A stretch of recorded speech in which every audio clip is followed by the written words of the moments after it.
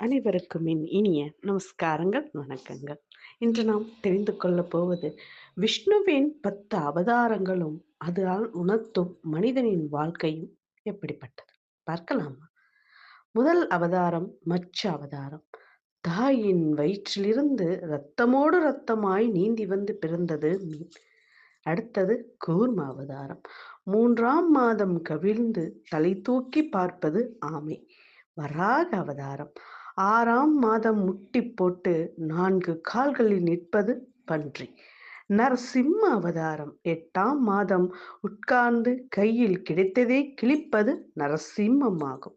வாமன அவதாரம். ஒரு வயதில் அடிமேல் அடி வைத்து நடப்பது வாமனன். பரசுராம அவதாரம். வளர்ந்த பின் தாய் தந்தையருக்கு கடமையாற்றுவது. ராம அவதாரம். திருமணம் ஆகி ஒருவனுக்கு ஒருத்தி என கற்பு நிலையில் குடும்ப கடமையாற்றுவது. பலராம அவதாரம். இல்லறவாசியாய் உடன் பிறந்தோர், சுற்றத்தார், ஊர், உலகோருக்கு கடமையாற்றுவது. கிருஷ்ண அவதாரம். முதுமையில் பற்றற்று இதை உணர்ந்து அடுத்த சந்ததிக்கு உபதேசித்து வழிகாட்டுவதாகும். கல்கி அவதாரம்.